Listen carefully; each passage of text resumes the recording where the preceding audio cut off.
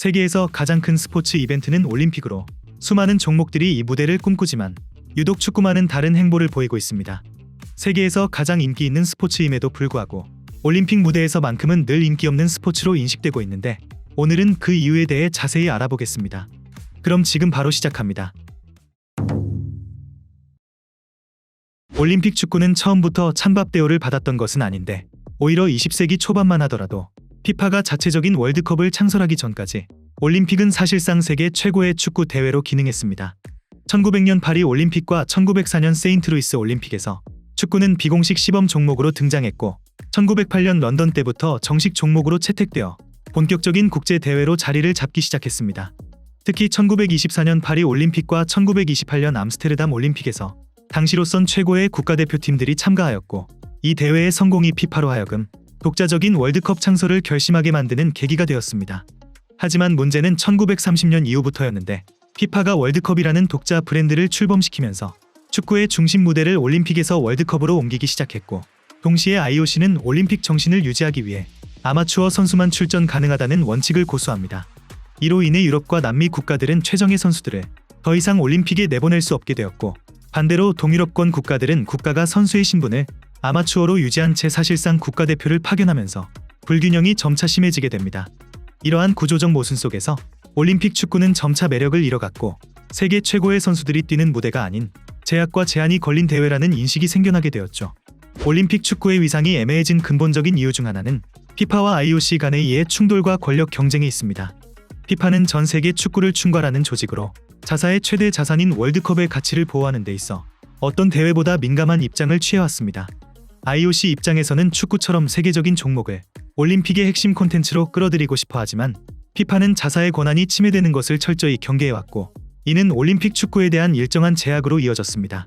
대표적인 사례가 올림픽 축구 출전 자격 문제인데 피파는 올림픽이 A대표팀이 참여하는 월드컵급 대회가 되는 것을 막기 위해 출전 연령을 제한하고 와일드카드 3명을 예외로 허용하는 식의 타협을 제안했으며 IOC는 이를 받아들이면서도 여전히 메달 종목으로서의 상징성을 지키기 위해 노력해왔죠.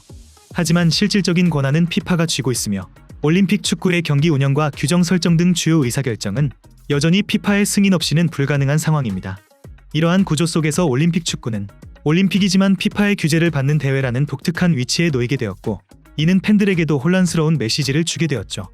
결국 피파는 올림픽이 자사의 월드컵 브랜드를 위협하는 것을 철저히 차단하고 있으며 IOC는 그런 피파의 영향력 속에서 제한된 자율성을 가지고 올림픽 축구를 유지해오고 있는 셈입니다. 올림픽 축구가 현재와 같은 23세 이하 대표팀 체제로 바뀐 결정적인 분기점은 1992년 바르셀로나 올림픽이었습니다.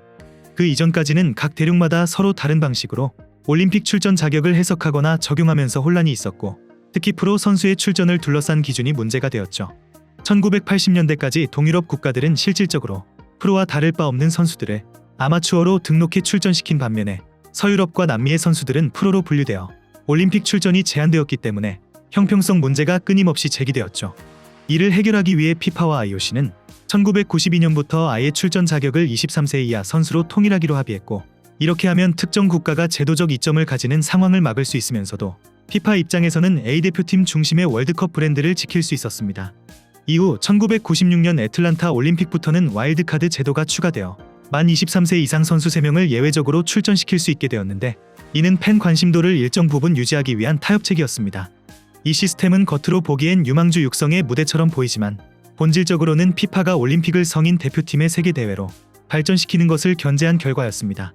올림픽 축구를 바라보는 태도는 대륙마다 극명하게 갈리며 특히 유럽과 남미는 그 온도차가 뚜렷하게 나타나고 있는데 이는 단지 문화 차이의 문제가 아니라 대회에 대한 실질적 접근 방식과 역사적 경험 등 축구의 위상 자체가 다르기 때문입니다. 남미의 대표 강호인 브라질과 아르헨티나는 올림픽 금메달을 국가의 중요한 목표 중 하나로 간주해왔고 특히 브라질은 2016년 자국 리우 올림픽에서 네이마르를 포함한 강력한 대표팀을 구성해 결승전에서 독일을 꺾고 첫 금메달을 획득했었죠. 브라질 축구협회는 이전까지 월드컵 우승은 여러 경험했지만 유일하게 놓쳤던 올림픽 금메달에 대한 상징성을 채우기 위해 강력한 대표팀을 꾸려서 금메달을 노렸고 이는 올림픽 축구가 해당 국가에서는 결코 이류 대회로 여겨지지 않음을 보여주는 상징적인 장면이었습니다.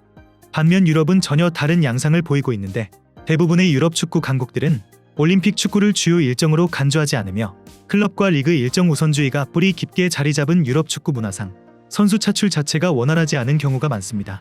프리미어리그, 라리가, 분데스리가 등 유럽 빅리그는 올림픽 기간에 리그 사전 준비를 진행 중이거나 시즌과 일정이 겹치기 때문에 소속 클럽들이 올림픽 참가를 적극적으로 허용하지 않고, 이에 따라 23세 이하 대표팀조차 정상적인 전력을 꾸리기 어려운 경우가 많죠.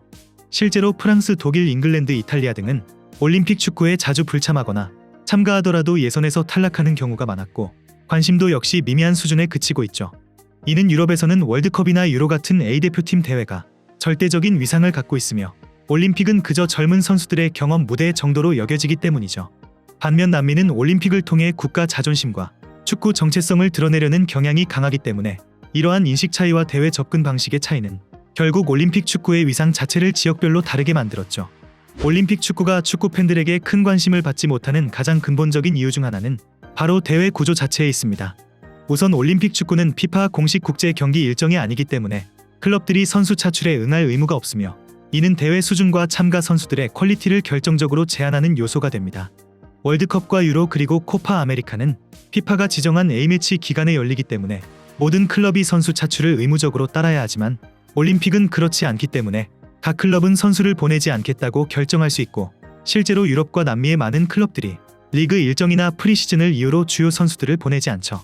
또한 참가국 구성 역시 월드컵처럼 명확한 기준이 아니라 대륙별 쿼터제로 제한되어 있기 때문에 실질적인 축구 강국들이 모두 모이는 월드컵과는 달리 일부 대륙에서는 경쟁력이 떨어지는 팀들이 출전하게 되는 구조적 한계를 보이고 있죠.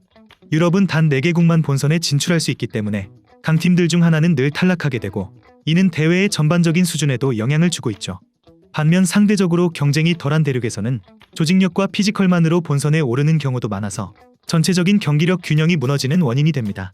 게다가 와일드카드 제도 역시 각국의 적극성과 협조 여부에 따라 활용 편차가 심하다 보니 어떤 국가는 성인 대표급 선수 3명을 적극적으로 활용하는 반면 어떤 국가는 와일드카드를 거의 사용하지 않아서 사실상 순수 23세 이하 대표팀이 출전하는 경우도 있습니다.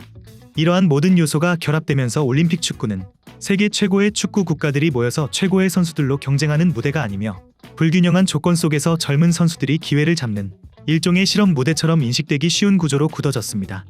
이렇게 지금까지 올림픽 축구의 현실에 대해 알아보았는데, 이러한 구조는 단기간 내에 바뀌기 어렵기에 결국 올림픽 축구는 지금처럼 청년 선수들의 국제 경험 무대와 혹은 일부 국가에게는 상징적 금메달을 노리는 목표 무대로 남게 될 가능성이 큽니다. 축구가 올림픽이라는 거대한 플랫폼 안에서도 독특하게 비주류 취급을 받는 이 상황이 아이러니한데, 여러분들은 올림픽 축구에 대해 어떻게 생각하시나요? 댓글로 많은 의견 남겨주시면 감사하겠습니다. 그럼 이번 영상은 여기서 마치며 지금까지 에띵이었습니다.